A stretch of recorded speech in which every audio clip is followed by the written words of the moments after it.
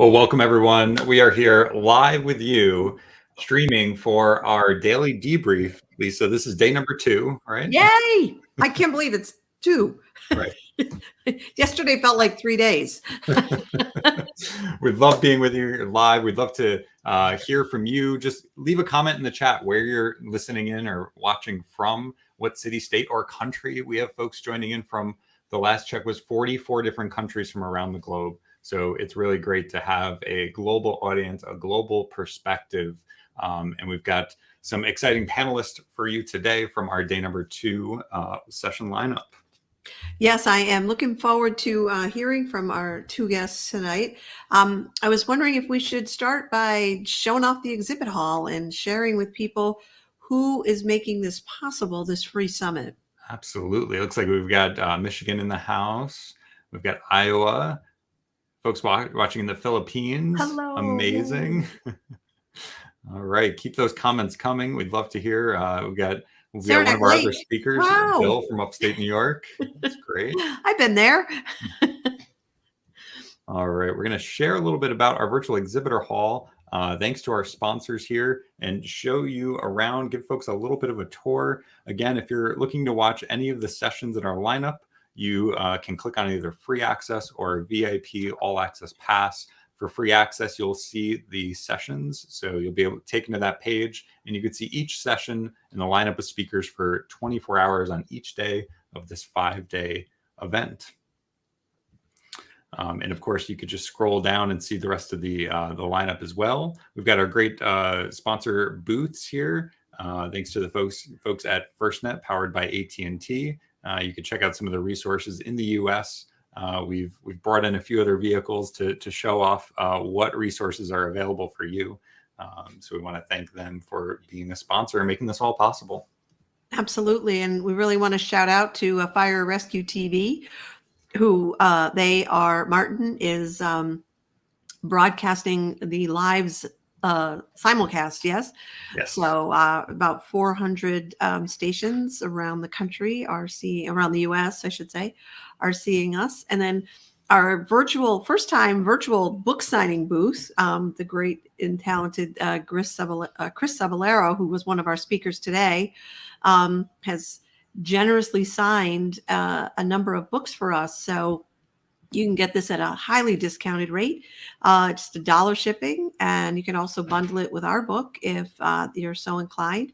And you'll get a signed copy of Chris's book. And make sure you catch his presentation. It was fantastic, all about coaching. So more to come on our virtual exhibitor hall. If you haven't already grabbed your free pass, you can go to emsleadershipsummit.com, sign up for free. You'll get a free pass to the sessions. We're going right through the end of Sunday. So we're going to be here for a few more days, going live every night as well with our great lineup of speakers. So I think with that, let's bring on some of our speakers, Lisa. Yeah, we have Michael from Fleetwood, Pennsylvania. We have the Southern Tier is in the house. Jim is here. Hi, Jim. So keep those comments coming where you're joining in from. I'm going to bring 2 of our speakers on. We've got Asbel Montez and Duncan McConnell. Asbel, thanks for joining us. Absolutely. Thanks for having me. And Duncan, can you hear us okay? Yeah, I can hear you fine. Great. Joining in from the Northern Territory of Australia, right?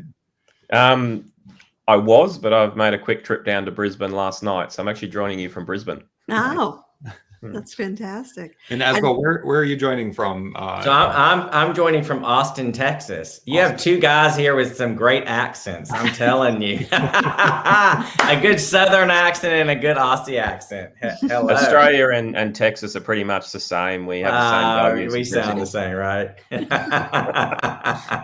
Well, we've got folks joining in again from around the country, just joining in. Great to see you joining in from Cedar Rapids, Iowa. Again, if you can put your questions below, folks, if you have any questions for our expert panel today, we're fortunate enough each day to be joined by some of our speakers from today's session. And today was definitely a very full day. We've had panel discussions. We've had several discussions lined up today. Asbel, maybe you could introduce yourself and tell people a little bit about what you do at the Solutions Group and give people a little preview to the session you put together. Sure. So the session I put together was the intersection of policy and politics, which is always a fun conversation. A little bit about me. Solutions Group is a technology or healthcare technology vendor. So we do a lot of stuff in the financial revenue cycle space. So the reimbursement space of things, but we also do a lot of stuff around healthcare policy. I do a lot of consulting around that. In my prior years to Solutions Group, I was a senior executive for a very, very large ambulance service that was headquartered in Louisiana, called Acadian Ambulance Service. And I did a lot of stuff. I worked there for it's about 11 years as their senior vice president of strategic initiatives, which kind of oversighted a lot of the healthcare policy, did a lot of federal policy work, state policy work, as well as revenue cycle as well. A little bit about me. So my space, I'm very, very focused in a finite focus around how does the integration of healthcare policy deal with the reimbursement side. And because a lot of reimbursement happens, if you're in the United States, of course, 80% of our funding sources are usually federal and state dollars. Internationally, you got a lot of universal healthcare. So a lot of people are, especially if you're in a national business, there is some government intertwining everywhere in EMS internationally as well. So it's very important for you to be active. And that's the one thing that I've noticed in my career for the last 24 years is some people are active. Some people rely on their national associations to take care of them. And I've always learned is about the only person that can take care of you is yourself. And so you need to be passionate about that and understanding those pieces as well. So thanks for having me here. Absolutely. Your passion comes through in that presentation you did. And I just keep thinking back to the no margin, no mission quote. And you know what? I stole that from the Catholic Charities. That is the Catholic Charities quote and their mission. So as you know, that they've been around for years in establishing their healthcare systems. And that was what they always looked at, no margin. And that resonated with me because a lot of times we tend to say, oh, we're in the business of treating patients, which we are, but you can't treat your patients. You can't innovate as well. I'm putting together a webinar just so you know about the private equity and the intersection of private equity and Wall Street and the financial markets in the healthcare space, a lot as well. So it's gonna be a fascinating investigation into it because a lot of times we look at that as we don't want to talk about that or they shouldn't be in the markets, but it's pretty interesting how the innovation has been spurred because of the financial markets and the financial industry getting involved in healthcare. So it's interesting perspective. So don't shoot me when I start talking through it, but hey. It's all good. We appreciate you and your time and your passion for our industry and supporting us and helping us tell our message and to our elected officials. So, and Duncan, you're joining from, you're in Brisbane, but you're in a new role in the Northern Territory in the Outback, correct? Yeah. So thanks for having me back for a second year. This year I've sort of moved up in the NT in Northern Australia, so sort of Crocodile Dundee land. For those that are old enough to remember that movie. And yes, the crocodiles are everywhere. But no, my role up there is clinical manager of an area of 1.4 million square kilometres, so twice the size of Texas. And I'm working with that organisation at the moment, helping drive their clinical development, clinical governance and change across the board. So quite a challenging process. And the presentation I put together for the summit this year was about that journey and about that process. So I've got about a bit of a week's gap, which is why I'm down here at the moment. And then we kickstart that for the next 3.5 months in the face-to-face rollout component of it. So a real big sort of transformational change for the organisation and a real step in a different direction, particularly in continuing professional development and aspects like that, and sort of the processes involved and the people that you bring along with you as part of that change process. It's a shame Chris isn't joining us because a few things I learned from his presentation last year that I've actually implemented in this process as well. So I would have loved to have a little bit of a discussion and chat with him about that. Would have been kind of cool. And sort of, key points I think he mentioned was like your superheroes, your rock stars, so to speak, and bringing them along for the journey and bringing everyone up to that sort of from here up to that sort of similar level and making sure we look after them so they don't sort of run away and join another organization. So that's sort of what my presentation was all about for this year's summit. And it's so critical because so many of the questions we got prior to the conference leading up to the summit were about retention and how do we keep good people? How do we keep good people? And people are looking in the wrong direction, as far as I can tell, in that they're looking for the people rather than what are we doing that is repelling people from our organization. Like who are we being as leaders? What's the culture that we're creating that we're not keeping good people, right? That we're not attracting the people we want to attract. And I think that, when people see recruitment and retention as the problem, they are dealing too far downstream, so to speak. And that it really is essential for people to just look upstream and see, like, what are we creating here that's causing this result? And I loved what you said about transformational leadership, because that is what's needed and wanted, in my opinion. And I've been doing transformational work for almost 30 years now.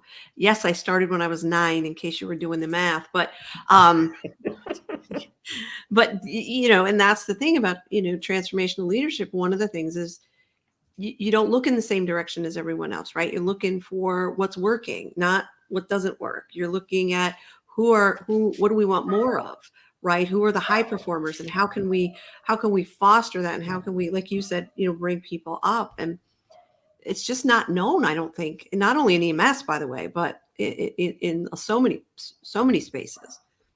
I think it's too hard. I think people just put it in the too hard basket, and they let that basket just overflow, and eventually they drown in their too hardness. Yeah, but what's harder, right, is trying to fill a bucket it's got a hole in it, right? I mean, that's what's happening, is like So I think we've got to, because workforce retention and recruitment, that's going to be the buzzwords for probably the next year to 18 months. And the public health emergency has just sent us off the cliff. This issue's been here for the last several years. The public health emergency has just exacerbated it in this real-time, never-ending disaster. And so transformational is where I get back to, we have got to innovate as an industry. Think what technology has done. Think what the financial industry is doing. They are innovating. You are seeing Ubers and DoorDashes and those type of technologies that are allowing ad hoc work schedules. And so that's the type of person that I am. I'm kind of an outside, that we've got to rethink how we have done recruiting EMTs into our profession, keeping them there. We've got Gen Zs, we have millennials, and you guys, literally, that is a lot of the questions. I reviewed the questions that people sent in. The majority of what people are talking about is, how do we keep the workforce? We're losing people. What can we do? It's not higher rate, it's flexibility. If anything that we are seeing now is flexibility in our workforce. And a lot of time, we in senior management executives, we get stuck in our bubble and silo, and we forget about what our crews are out there doing on the front lines. And we lose sight of that. And what we do is we want to manage them the way that we want to be managed. And so we want them to communicate like we communicate. We want them to do, so we want to train them to communicate like me, versus I'm one person. How can I get to know those individuals? So to me, it's really about transformational leadership. And leadership is about making those hard choices and saying, I can change myself, and how can I innovate and do some things? Now that is throwing things off, because people are like thinking, well, how can I provide care in this area in a 911 market if I don't know somebody handles a call? Well, there's ways to do it. Technology has elevated the playing field. And we at EMS are still using technologies that are 40 years old. And go around and look at EMS systems. It's pretty amazing what we see. Yeah. I've been doing some work in developing nations too. And the funny thing is, I mean, some of their healthcare delivery models are extremely different to what we have in a more developed nation. However, their ability to want to actually implement that new technology and that new change often gets driven a lot faster because they see the benefits without the bureaucracy, if that makes sense. Yeah. And it's all about the health and well-being of their people. Benefits without bureaucracy. Let's put that on a T-shirt. It still has its challenges, but yeah, I mean, you can generally, for example, like I could be looking with telemedicine approaches. I mean, I could be looking at somebody's case card and live telemetry of their monitor right here in Australia. And I had an example of that when I was working in Mongolia when we were dealing with a patient, and we had some ultrasounds done and I couldn't quite make out what was on them. And I was actually dealing with someone over in the US that was looking at the ultrasounds while I'm working in Mongolia, and it was great. And you can have that collaborative team, and you don't actually have to be in the same workplace. You can be in different places all over the world. Globalization of EMS, it's a great thing. Couldn't agree more. And as I just want to mention that Marcus Bush today did an extraordinary presentation around, a whole new way of recruiting folks. And we also have a couple people from Fairfax County, Virginia, and what they're up to, and innovative ways of recruiting. And I think, people, if people are watching those, they really, really want to take it to heart. And what you do are saying as well, is like something's, it's going to take a new mindset, right? It's you got to see life differently and then live life differently. You can't keep looking at things the same way and expecting to get an innovative solution. It just doesn't happen that way. And to Marcus's point that he makes about just being more flexible, it's I think, Esbo, that's what you said. It's how can we be more flexible around people's schedules? Maybe something that works best for them rather than having them fit into the mold that we've created that's 40 years old. Or he likens it to the fire service that he's dealing with. And, 100-plus-year-old organization is still expecting people to show up at a certain time during the day because it's the way it's always been done. And how can they say, well, can we shift to like 7 or 8 o'clock? And maybe that works better for the kids that need to get on the school bus, or what I need to do now with, everyone working remotely.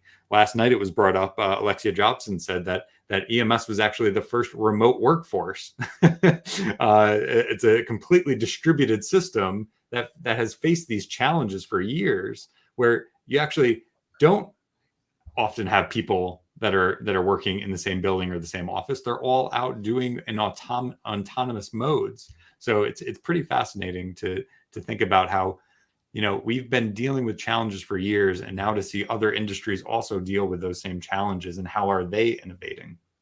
Well, so John, in New Zealand, our little cousin off to the eastern side of Australia there, a couple of little islands people may have heard about.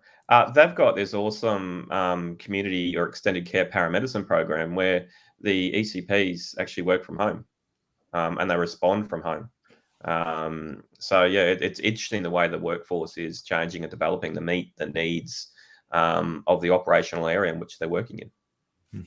Well, I think what's going to happen there, and this is where my policy and politics hat gets on, typically the way that we see, especially in the US, typically the way that you see behaviors begin to change is it ultimately has to get down to the financial side of it.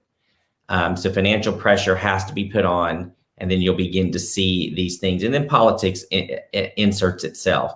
But you're exactly right, Duncan. There needs to be more of this where you can respond from home. Do you technically need to go to a stage? Do you need to respond here?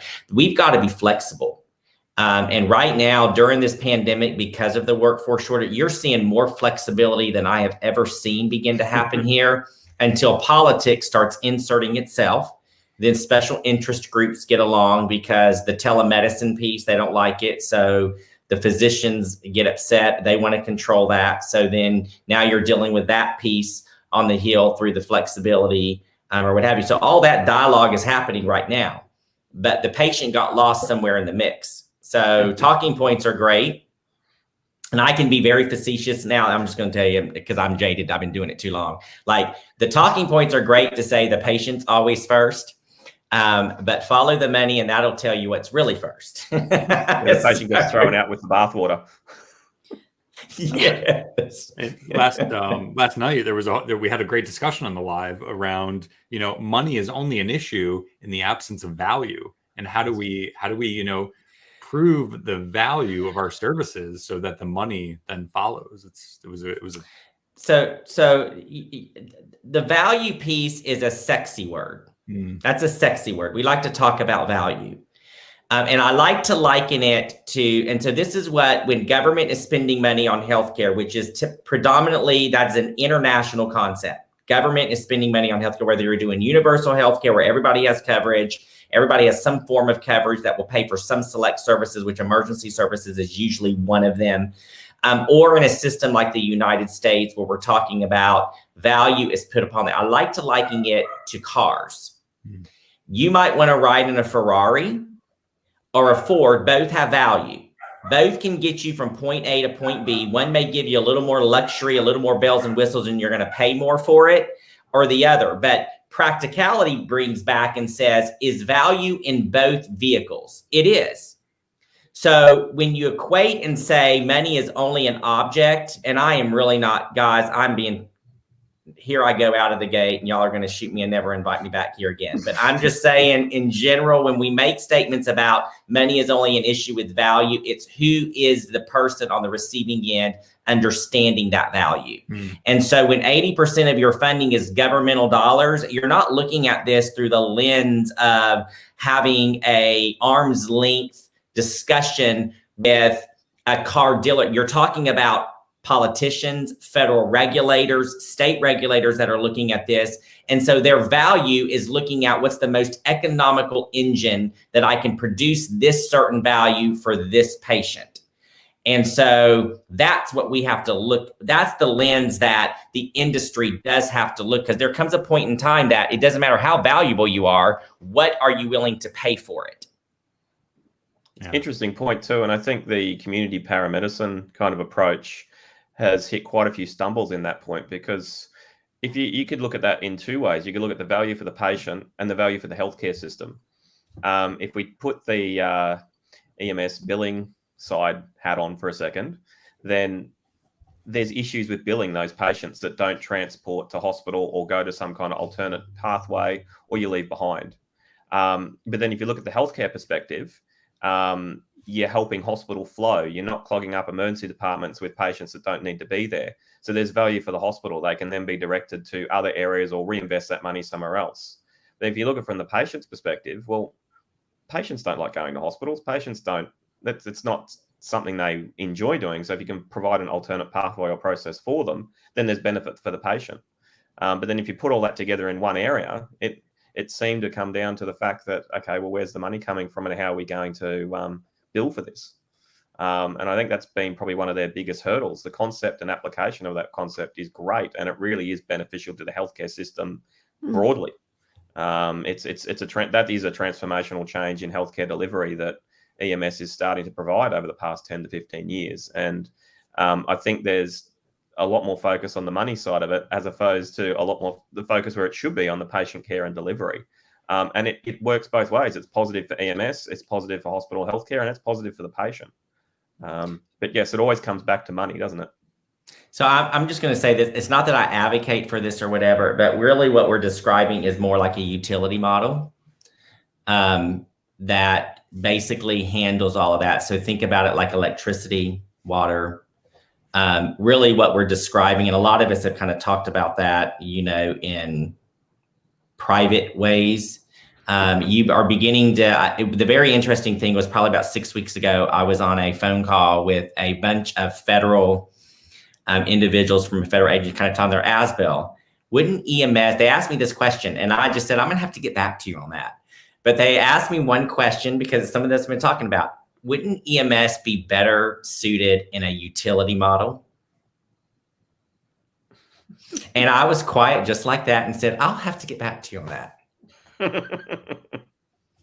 But what we're describing really is kind of a whatever, and it's not popular because I'm a little concerned that utility models they stifle innovation as well. And we see that in other utility models, whether it's electricity, water, whatever, it does stifle innovation. They become conglomerate monopolies that typically that's usually what happens. And that's kind of why I'm talking through the process of saying the infusion of capital from either a financial market like Wall Street or private equity has really spawned innovation in healthcare, not just EMS, but in healthcare in general, and drawing those correlations, because I think you're beginning to see that. The Business Insider just came out with some fabulous. Forbes has just begun to start to percolate that piece of the importance of private equity and financial markets in the healthcare space. Because if we're not careful, that's what usually will happen. And it makes sense at first. Well, why aren't we doing it as a utility model? But what it does is utility in the long term, if you look back at it, will begin to stifle innovation as well. So there needs to be some market correction as we kind of work through this process to do something about stuff that needs to happen. Community paramedic, getting the patient out in the field, treating the patient where they're at. That just makes sense. That helps with downstream savings. The problem is politics gets involved. So then the physicians are, where is our, hello, you're taking from us to move somewhere else. And so then that lobby happens, and then something else happens with the hospitals. And then another special interest group gets involved. And then the skilled facilities are mad at the home health because they're taking patients from their beds. And that's the dichotomy you've got going on right now with the public health emergency in the United States of America. That is what is happening right now. So a lot of those waivers that were issued, politics is now playing a big game. The nursing homes are now fighting the home health agencies to not take away their business. And then we've got EMS saying, well, wait a minute, don't forget us out here. We can do this cheaper by putting our paramedics into the home, or this hospital without walls. We can help you maneuver that piece. And then the physician, well, wait a minute, we went oversight over that because paramedics don't have the ability to be healthcare clinicians. So that's why sometimes you see the caveats that say these are excluded. So all of those dynamics begin to get into when we talk about utopia, as I was talking about today in my presentation. There's utopia. This is perfect world. And then I'm like, that's part. We can talk about it, make ourselves feel good, pat ourselves on the back. This is wonderful. We solved all the world's problems. Well, let's talk about the imperfect, because now politicians have gotten involved. And I don't care where you live, whether it's the United States or you live in Australia, once politicians get involved, then we kind of know the perfect becomes a little imperfect. So I'll settle for good. And so that's kind of where I'm at. Where's my reality? Reality is good to me. And so what can we kind of do as long as we're taking steps forward? But I'm a little concerned with some of that dialogue that's happened around the utility model. Yeah, that is interesting. And, I've heard before that, and you said it earlier today, that all politics is local, and really you can influence change. A lot of our EMS systems are funded by those local dollars. So how can we become more, self-aware and aware of the systems in place to then educate our elected officials? I used to say at least every year I would go down to the town board and I'd have my little box of my presentation, and I'd present and I'd explain the difference between an EMT and a paramedic. And I'd explain why it's important to invest in this for the community and what the benefits are, just to hopefully keep people on the same page, because these are people put into an elected position that may never even thought about having to decide on, healthcare models and investments. And well, it's funny you mentioned that, Robbie, because we had a meeting recently with senior health officials, and we spoke about introducing community paramedicine models into our delivery care package. And they looked straight back at us and said, oh, no, we want extended care paramedic models. And I sat there quite quietly and just smiled and said, okay, no worries, we'll look into that. It's exactly the same thing. We were just using newer terminology to what they didn't realize. And so, well, I'll let them have the win, so they sound like they're putting something forward, and we can continue to develop what we were developing. Well, I'll tell you this, Robbie, to your point about the local and all politics is local. It is. I will tell you what came out in the public health emergency that I think many EMS entities did not realize was intersecting the financial side to what is local and can be locally funded. There were so many billions of dollars disseminated to local governments that have not used their money. Yeah. And educating EMS that you're going to have to show them how to go get it and what qualifies for it. So you can take advantage of that, and they don't know where to start. Absolutely. And so what was happening is it was lagniappe was being passed to them, what we call lagniappe in Louisiana. So it was just extra, whatever was left over, they were getting. And so I think that is an area that I believe marrying those two, it's not saying the need, because most of it was like, well, we'll just subsidize it with tax dollars. Well, that's going away. So is there other funding streams that are available when you're making your advocacy local? You need to understand the intersection of the two and how to go get it. It's not just coming from some budget that's being passed by your local jurisdiction. Absolutely. And the American Rescue Plan that was passed, you can look up on the Treasury's website and see how much your municipality did receive, how many millions of dollars, at least in the US, they received for state and local government relief. And if you look at the third bullet on the bill, for the benefit of the essential workers, it's in plain English. It's not just an infrastructure bill. It is for the benefit of the essential workers, and who not more essential in the pandemic are people, are providers in EMS. That's right. So all great points. We do have a question. I don't know if you saw it, Robbie, from Jim. Different questions. He's asking about, he says that everything we're saying is very impressive. Of course, we know that. But how do we get more of the proactive leadership training into the hands of new and continuing EMS? Absolutely. There's very little available material floating around the stations, and the online availability seems very scattered. Which is why I'm going to soak up everything available this week. Good for you, Jim. Well, absolutely, Jim. I mean, we've said it on several of these live sessions. The last couple of nights, we've been reiterating the fact that it's just important to, we've wanted to help democratize this information, to get it in the hands of as many people as possible. That's why we created the EMS Leadership Summit and had this now global audience. Helping raise awareness of these important leadership topics and capacity building. When I first started and was thrust into a leadership role almost 20 years ago, I didn't even think the word capacity building applied to our industry. I'm like, oh, that must be for the nonprofit sector. That doesn't apply to EMS. Like, you don't know what you don't know. And that was like another perfect example of that. So yeah, we want to help provide resources for people before they get promoted to a leadership position, because sometimes the worst thing to do is, give them the gold badge, and then the damage has been done if they overreact to a situation.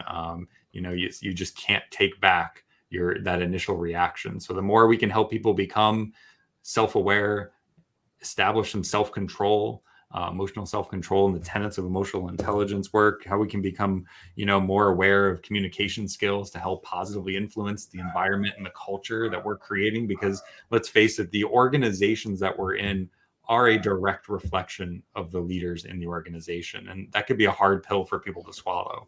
So how can we hold that mirror up and really look at who we're being in our organizations and what we've created? Robbie, I think Scott hit it on the head in your pre-introductory section the other day, where he spoke about, because our infancy in our development, because we're talking about the 1970s. So we are a really, really tiny speck in the healthcare system compared to doctors and nurses and other professions like that. He said a lot of the people that have wanted to make this change has gone forth and sought the professional development themselves. So they've gone to university, they've done their business undergrads, they've done their business masters, they've done that kind of work to help develop it. But then, as you've said, summits like this, where we can provide those stepping stones, is starting to give an alternate avenue so people can achieve that.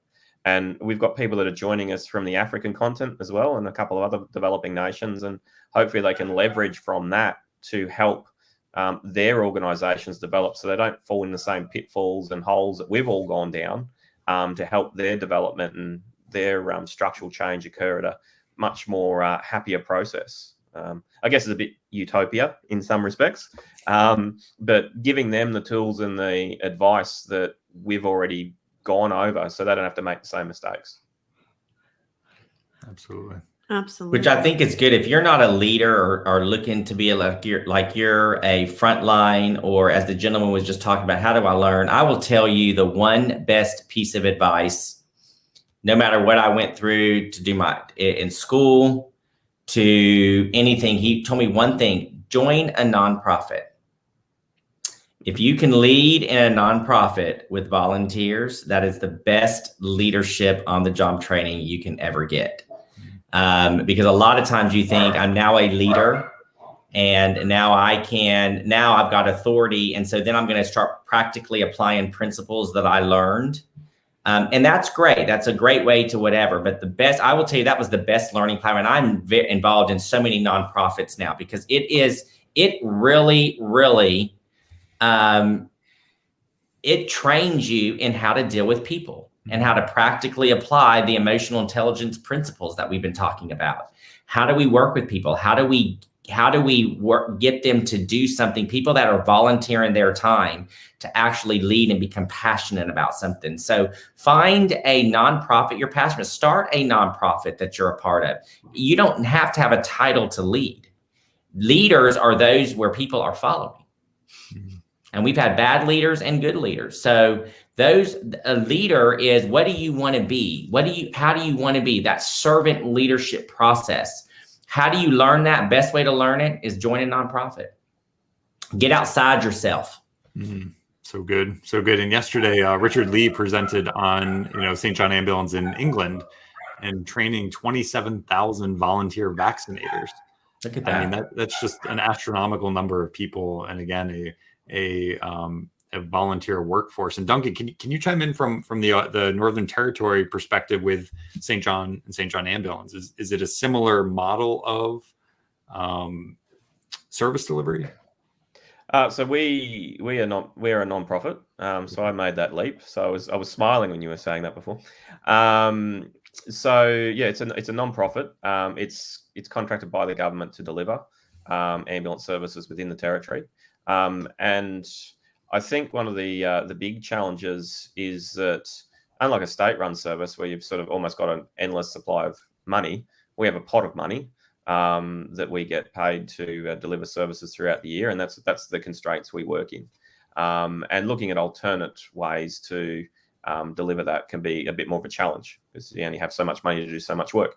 But a large chunk of the area we have there is a contingent of volunteers. So the volunteers are almost double the amount of full-time workers. Wow. So managing their needs, managing their requirements, it's a massive challenge. So, and a key part of some of the work I'm doing at the moment, because we've just redeveloped our clinical practice manual, and we've designed that in a way that it takes in the needs and requirements of the volunteers within the organisation that go out to the events and other things like that. And we've got to push out the same type of training that we're doing for our operational staff to match our volunteers as well. So working out how you do that. I mean, with operational staff, it's, hey, here's your roster, here's your training days, off you go. Volunteers, okay, what's your schedule? What days are going to work for you? How are we going to implement that? Do we need to, instead of doing 2 days face-to-face, do we need to do a series of 2-hour or 1-hour sessions on the weekday over a period of time? Do we need to have a weekend set aside for those that can dedicate a weekend like they do for an event? It's a whole different form of people management. And if you're right, if you can get that right, then going back into the for-profit sector, it seems to be almost a bit of a walk in the park in some respects because it's a slightly different approach. But I think if you've come from the not-for-profit into the profit, your approach with people management is completely different and more, I think, more welcoming to those that are used to the other side of the fence. Well, I think it's also, though, I mean, and I may be wrong here, but the thing that I'm noticing, not just in this industry, but in other industries that I coach and consult in, is, it's a whole different world now with the competition. The talent desert, as they call it, and the competition for finding a job is fairly much easier than it's ever been. And, so money and benefits are somewhat low on the totem pole for many people because you can pretty much go anywhere and get that. But what else, and it's not even about perks, but it's at least what I'm seeing. And again, this is a very limited, scope of folks I've been working with over the last year. it's so much more about what we were talking about at the beginning. Like, do I feel value? And am I included?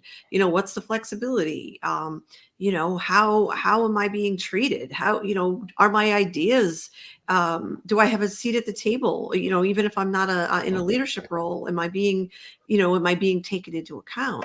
And I think a lot of how we traditionally treat volunteers, we need to think about treating paid people, because they're here too, and they deserve to be treated kindly and wondered about. And so anyway, that's just one woman's opinion, but I just think that it's we have this old model of, well, I'm paying you, so shut up and show up, right? And that's just terrible. It was terrible when that's everybody was doing it, and it's wreaked havoc on us. And we talked about this last night in the generational stuff we talked about. But I just think that sometimes gets lost sight of, is that, you can't exchange dollars for life energy. We only have so many hours on this planet, and how many of my hours are going to be at a place that suck? I'm not doing it. You know what I mean? And I think people are just much more thoughtful about where they're going to spend their life energy.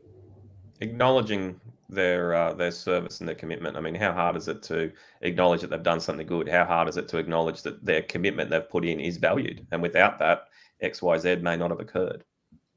I think that goes a big way.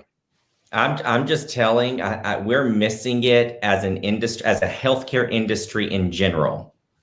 To your point, Lisa, it resonates. What you are saying right there is resonating, and the generation of leaders currently within EMS need to understand what we are seeing real-time demonstrate on an international scene with this public health emergency is work-life balance. Mm-hmm.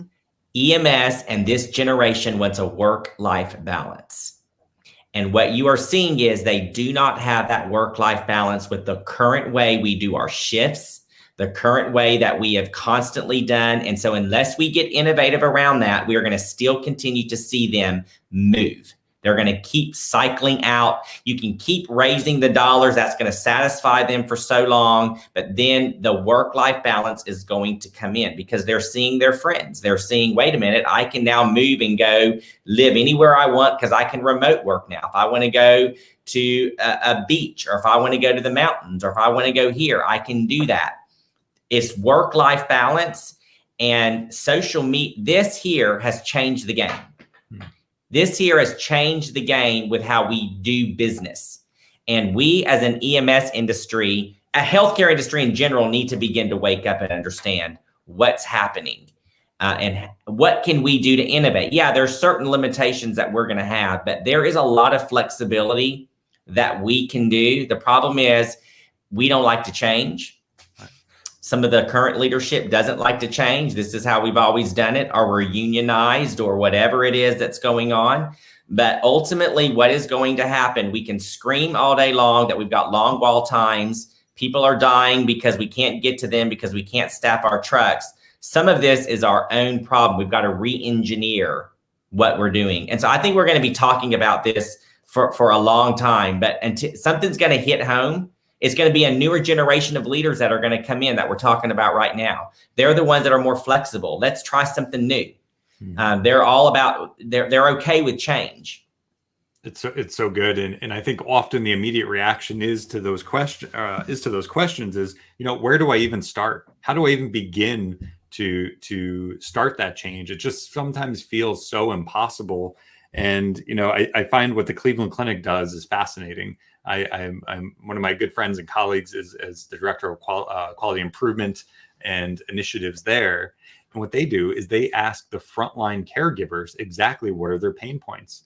They make them into the quality, like the Six Sigma black belt, detectives to figure out. They give them a little bit of education, like 1 to 2 hours of like, hey, this is what our what we're looking for, the Timwood, the time, inventory, movement, like here are all these forms of waste.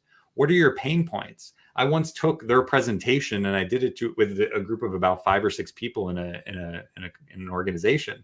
They had 30 different ideas on the wall, taking sticky notes, 30 different ideas and of possible pain points. And like, imagine it as our job as leaders. Can we just start to remove those pain points, those things that are seemingly little to us, or that would be like, oh, well, nobody ever mentioned, that was a hassle. Yeah, let's talk. How novel is that? Engaging the front line to tell you what the problems are. Like, I mean, to me, it's simple. I'm going directly to the front. They're the ones doing it. What can we do? What's realistic? And yeah, we might have 20 things, but like they say, how do you eat an elephant? One bite at a time. So let's take 1 or 2 of those things and start working it through. Yeah. I know. It's not hard, is it? All right. It's not hard. But okay. It just takes a leader willing to, be humble. Put themselves out there. They got to put themselves out there. They got to admit, I don't know all the answers. They have to admit, you know what? I haven't arrived. Yes, that is the difference between being a secure leader and an insecure leader. And unfortunately, we have a lot of insecure leaders leading organizations and healthcare organizations, because this is not rocket science. No, it isn't. In the first year we did the summit, we had a friend of mine who's a CEO of a bank, and he when he first started at this bank, he went on a listening tour, and he did for months. He went and he just listened 25 people at a time. And this was like a very stodgy kind of, old traditional bank, and very successful, but a bank, and he wanted to transform it. So anyway, he created 3 buckets, and every time he went to the listening tour, the first bucket was, oh yeah, we can do that. The second bucket was, absolutely, we want to do that, but we got to figure out how to do that. And then the third bucket is, that's dumb, we're not doing it. And he didn't say it in a disrespectful way, but what he said was that people just didn't understand that some of their ideas didn't make sense beyond like that, like little thing. But the way he treated it, and he would say, that's dumb, we're not doing that, but let me tell you why. And they loved him so much he could get away with it. But it's like, as leaders, if we can think in terms of like, what are the things we can do right now to make people's lives easier? What are the things maybe we can't do right now, but we can plan for, we can think about, we can put a committee together, we can figure it out. And then what are the things that we just know we're not doing that? And here's why. And if something changes down the road, we'll do it. But people just want to know that they're being heard, and that something's happening and something's changing. I mean, it's simple. It's stupid simple. And, like you said, it's that insecure filter that so many, and listen, innocently, in most cases, innocently, innocently, people learned how to be leaders from the leaders that they saw, and they weren't necessarily good, but how do you learn to parent, right? Either you don't do what your parents did, or you do the opposite because you don't want to be like them, or you do what they did. And that's the same thing with leadership, unfortunately. And so anyway, I'm pretty passionate about that topic, as you could probably tell. Well, you know what? You're talking about explaining the why. And I think you had a few presenters talking about that, the why. When people understand the why, yes, they may not agree with it, but we should, as leaders, be able to explain the why. That's usually a red flag for me. If I can't explain the why, I might need to rethink exactly why we're doing something. Do you know what I'm saying? That's kind of the indicator, but you got to be secure enough to know. Right. And if the why is, I actually don't know the answer to that. Let me go look it up. Yeah. And Lisa, one of my favorite things is I like to take these off and put on my paramedic epaulets. I love going on road with my paramedic epaulets on, because there's a lot of people in the organization. Some of them don't know what I look like. They know what my name is, but they don't know what I look like. And I love just talking to everyone, because often if I've just got paramedic written here, people come up and talk to me. If you have that on, it's like they run away. So it's a really good conversational opportunity to sort of get in there and find out what's going on at the front line as well. Absolutely. And if the answer to the why, you are. I'm sorry, Duncan, I keep interrupting you, but I have to say to Asbel's point, if the answer to the why is because we've always done it that way, stop doing it. Stop it. Yes. Please stop. That's a great Bob Newhart quote. Stop it. Stop. You almost need like a red card in soccer. Like, okay, that's enough. No, it's up. Yep, no more. Well, this has been a fascinating conversation. I want to thank you both for being here. Duncan, for joining us from the future. We always appreciate you. Yes, happy Friday to everyone who's still in Thursday. Everything's okay in Friday. That's what we want to know. Everything. Yeah, Friday's... the world's still spinning. Yeah. Any final parting thoughts from either of you as we wrap this session up? We do have an important announcement, which we did leave to the end, but Lisa and I do want to make an announcement after this. So we're pretty excited to share with folks about something. So we'd love to hear from both of you as far as any, whether it's advice for leaders. You've already given a lot of great advice, but other just final thoughts. Take the leap. Don't be afraid to make the change. And do gradual incremental changes. It's often more achievable if you just take a little bite one at a time. Mm-hmm. And sometimes people don't recognize the change is occurring if you're just doing a little increment, then another little increment, and then 10 or 12 increments later, maybe they've completely changed their whole attitude and approach, and they didn't even realize they did it. But you took them along for the ride, and now they realize it's not as hard as they thought. Yeah, it's fantastic. So good. One word from me: flexibility. Yeah. You have to be flexible. Absolutely. What is that famous quote? It's from Darwin that it's the flexibility that people survive, right? It's adaptability, flexibility. Adaptability. Yeah. Very cool. Well, thank you both so much for being with us and for your presentations, which are both just outstanding. And if people just watched those and studied them, they would really learn so much. So we really appreciate you. We're so proud to have the quality of presentations and sessions that we have. It's just unbelievable. It looks like you guys have thanks for having us. Some fans out there. Bruce Mills says hi to Asbel.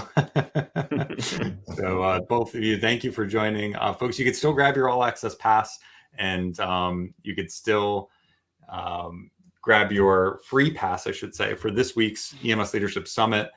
You had a chance to get a little preview there with Asbel Montez and with Duncan McConnell of their sessions that are still available if you register at emsleadershipsummit.com/ actually just emsleadershipsummit.com. That's it. That's all you need.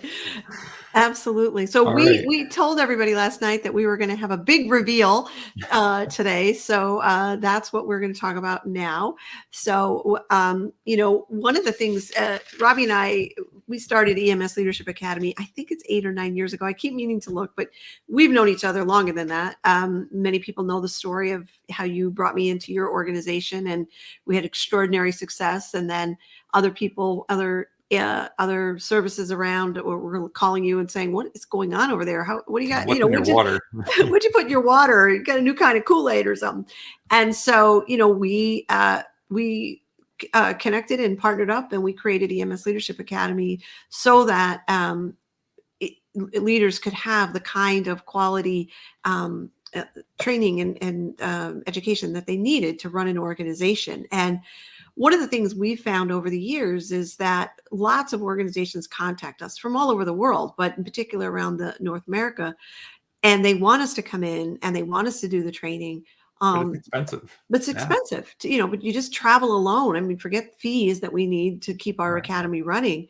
And certainly, if you want high quality, affordable, and impactful training, it can be challenging to find. And while both of us obviously are big fans of online learning, not just from the summit, but from the many courses that we offer, there's really nothing that compares with live training. The opportunity for interaction, not just with the trainers, but with the other participants. I mean, I can't tell you how many times people say to us, they love going to a conference because they meet other people and they learn from other people. Yeah, the connections they make, the ability to even ask questions in real time. It's one thing to do an asynchronous online training and to do it as a self-study, but really, unless it's in your calendar, unless you've got the ability to be there live, it's pretty hard. And we even actually got a comment. This wasn't even planted. Jim mentions like the available material out there that's floating around. It's online but scattered, and like really trying to find like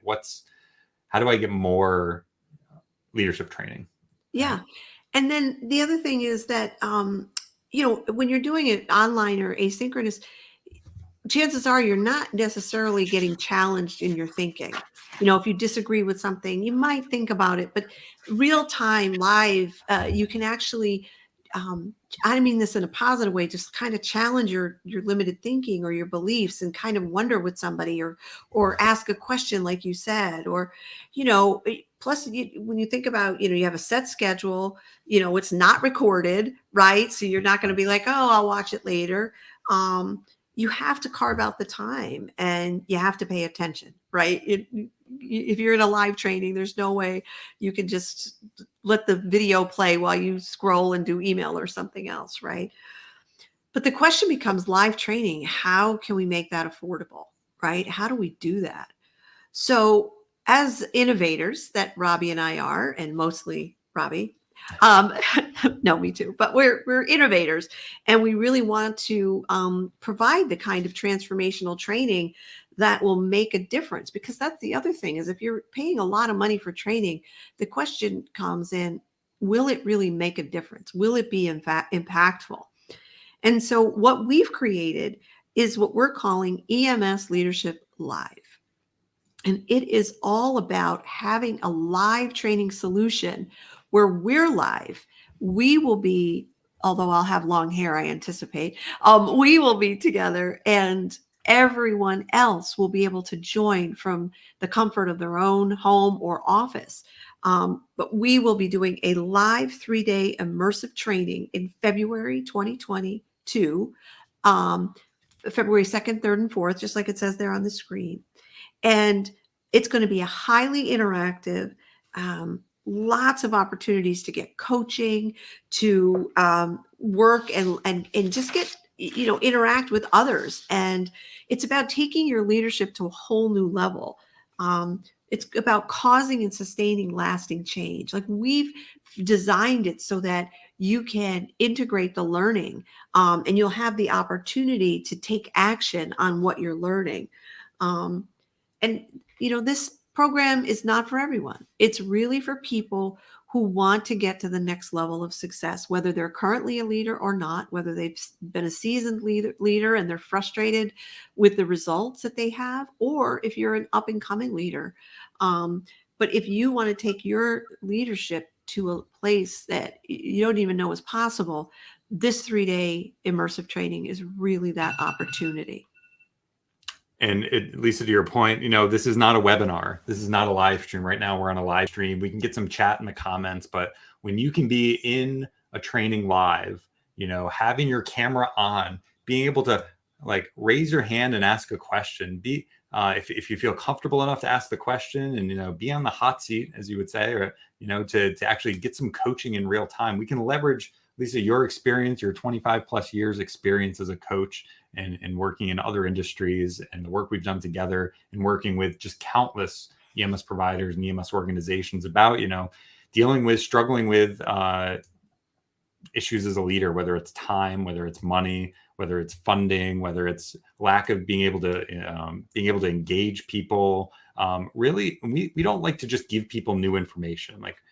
Yeah, there's some strategies, but Peter Drucker says culture eats strategy for breakfast. And if you, as a leader, have the tools to create the culture that's so magnetic that it draws people in, where people feel valued, they feel appreciated, they're willing to go the extra mile because they know you care. If you can create that kind of culture, the how-tos and the strategies we can leave to the last part because it becomes so much easier and less tactical.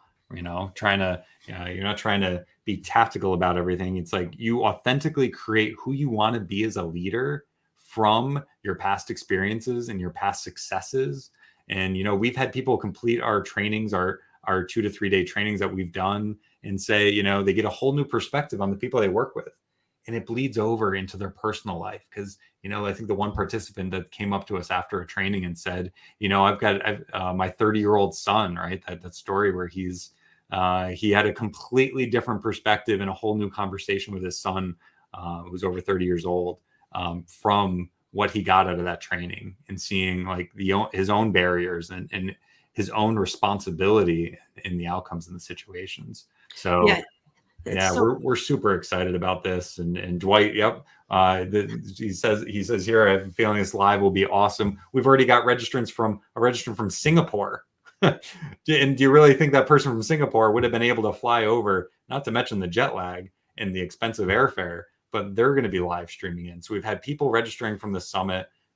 We haven't even done an official announcement to our list. This is really the first opportunity we've had to talk about it, because, Lisa, we've built this stage to feature other great leaders and those that are doing amazing things. And we haven't really fully had the chance to deliver a training live to give people the benefit of transformational learning. We're happy to create this library of leadership resources, but I really think the piece that people could accelerate people's change is getting them to create themselves and their future statement as a leader. And that's the work that, you and I do that we'd love to do. And we'd love to see people's they're just eyes open. Yeah. Well, anybody who's watching this, if you just think back to any sustainable change you've had in your life, whether it's professionally or personally, if you've had sustainable change and you really explore that, I would be willing to bet that what would be true is that you had a shift in your perspective, that you saw life differently, that something occurred to you and it was one of those, in the US, we would say, I could have had a V8 from an old commercial a long time ago. But, we've had those aha moments, and then we saw life differently. And then we just changed. It wasn't hard. It was like, oh, I see it now. And it is possible for us to offer that kind of training. We've been doing it for years. I've been doing it for over 20 years. I'm a transformational coach and a transformational trainer.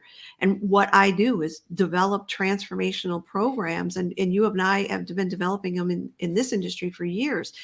And we've decided that, it's time to allow people to have this from a whole, like a 3-day immersive event, rather than, going to regions, but to really open this up. And we're so excited, and to be able to offer it at a really low price during the summit, to give people who obviously are interested in change and are ready to hear new ideas. That's why they join the summit, right? Is because they want to hear new ideas. They want answers. And so we're offering this for folks who want new answers. They don't want to keep dealing with the same problem over and over and over again. And I'm going to say one last thing, and that is, Albert Einstein said, you cannot solve a problem from the same level of consciousness that created it. You must learn to see the world anew. And that's really what this is about. It's about seeing the world that you lead in newly, with new eyes. And in 3 days, we can do that for you. And we can actually also help you to integrate that into your work ongoingly. Absolutely. And Lisa, we don't say this often, but we've both invested heavily in our education around leadership. We're both lifelong learners and fans of leadership, on the court leadership, not just theories, but what actually is working and what does work in an organization. And you've spent over 6 figures easily on coaches and training over the years. I've spent well over 6 figures on learning more from some of my heroes in the academic world on leadership. And that's why I'm thrilled to be able to distill down, the last 10 years of us working together, at least, of what works and helping people see life differently. So like you say, they can start living life differently. And that's what we're excited to do. We could offer this program for, $5,000 easily, or $2,000. We've seen programs out there that are easily $2,000 for this level of training. And you know what, we're bringing it down to a summit special for folks. That you can go to emsleadershipacademy.com/live or emsleadershipsummit.com/live. You can read up on it, read through some of the testimonials that folks have put together.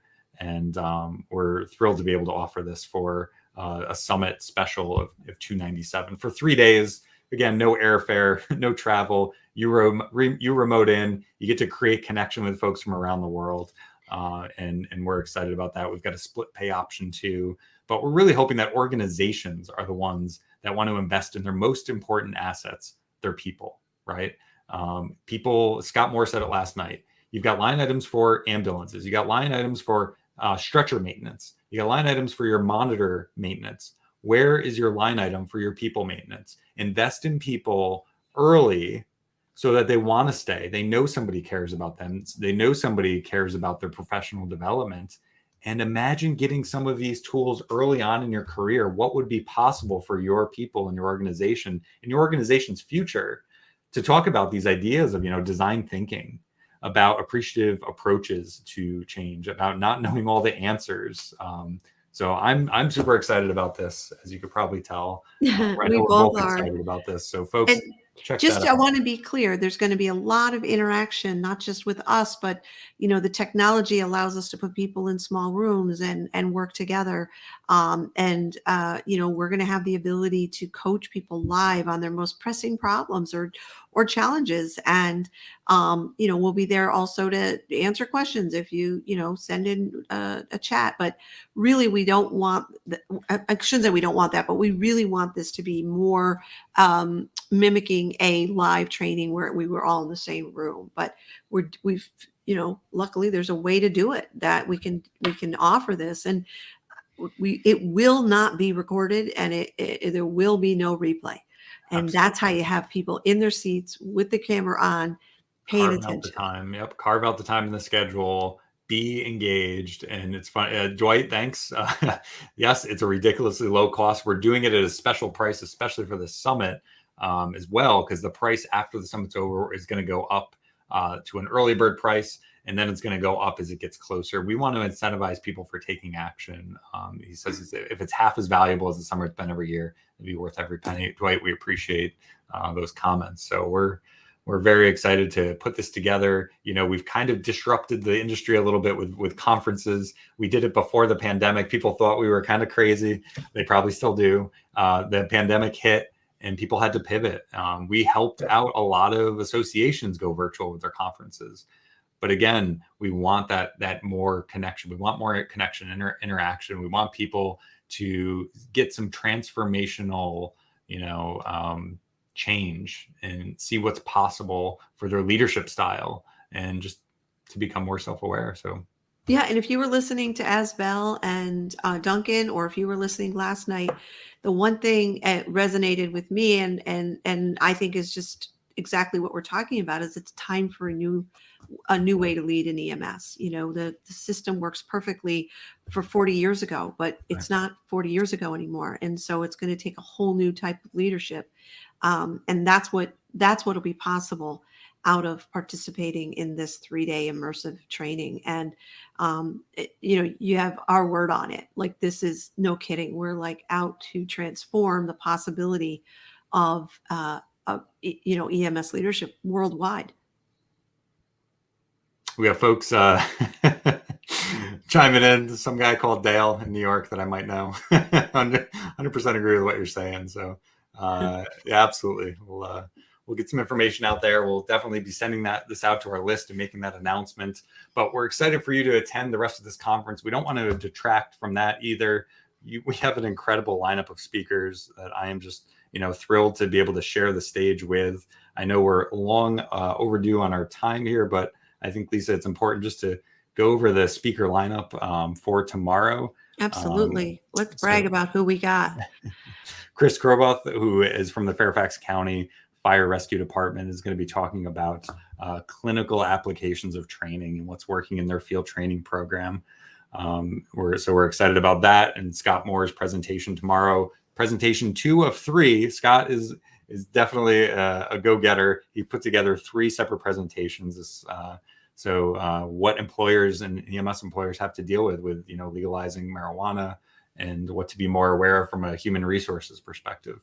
And I mean, how great is that to have somebody with his caliber of experience and knowledge, 3 presentations? I mean, come on. I have to brag about Mara. Absolutely. Mara Gleason Olson, best-selling author, was and continues to be my coach. Right now, I'm working with her, privileged to be working with her. She has a nonprofit organization that she and her husband started called One Solution, and they are making an enormous difference around the world.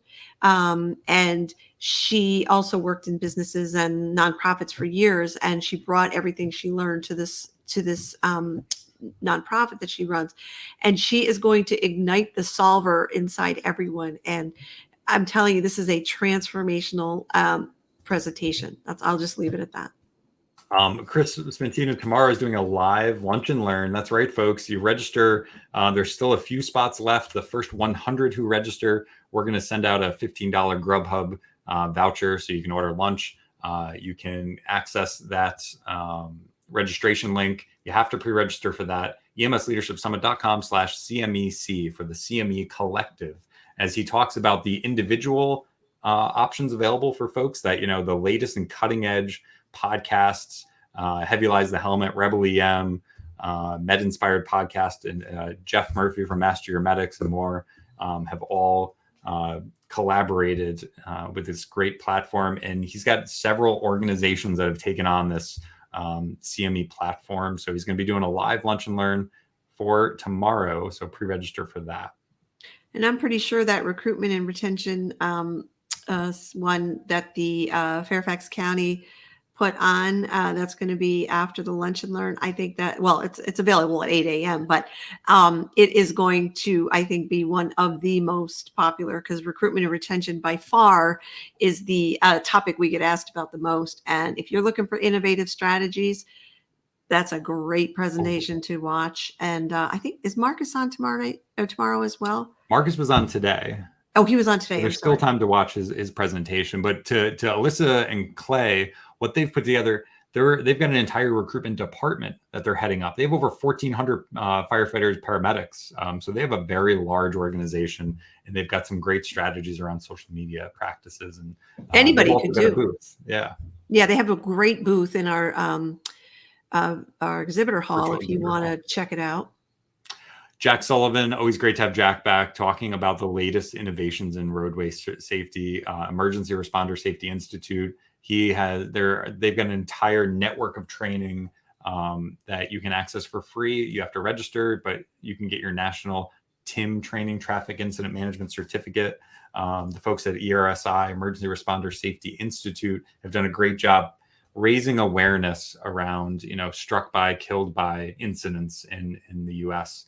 and how do you put more safety controls in place and educate our providers who are working near roadway incidents to prevent. I believe Jack will be with us tomorrow for the live. Oh, great.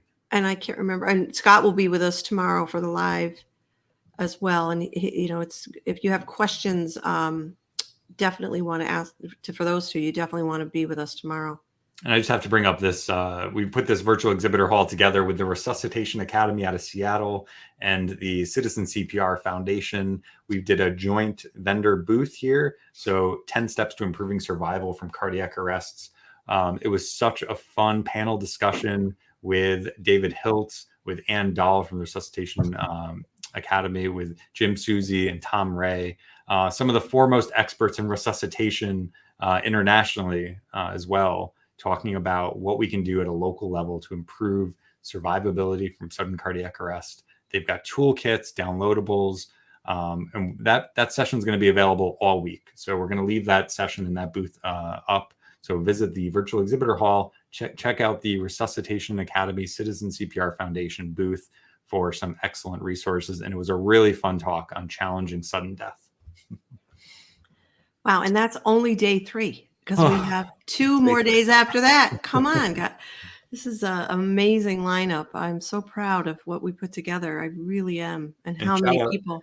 Shout out to Martin for Fire Rescue TV and simulcasting this live stream through over 300 or 400 fire EMS stations around the country for this live feed. Again, folks can still access sessions at EMSleadershipsummit.com, and you can grab your free pass. Lisa, I think that's it for. I don't know. There's so many more booths that we should talk about, but we'll do that tomorrow. Yeah. Please, please, please support our sponsors. They make this free summit possible. So we appreciate if you every single booth has something to offer, whether it's a Binder Lift has the free field trial, and there's discounts at the CME Collective and IAMed, and I mean, just such interesting information at every single booth. So please support our sponsors. Absolutely. You want to learn how to stress less and eat better? Suze Jeffries put together a whole recipe book for simple, easy recipes, knowing our lifestyle and how we need to take care of ourselves. So, all right, Lisa, I think that's it. That's all for tonight's show. Join us tomorrow night for our next daily debrief with another live panel. Bring your questions. We're happy to do Q&A. And as you can tell, we love talking about these topics. So we live for it. This is what we live for. All right. Thanks for now, folks. We'll see you around the summit. Bye.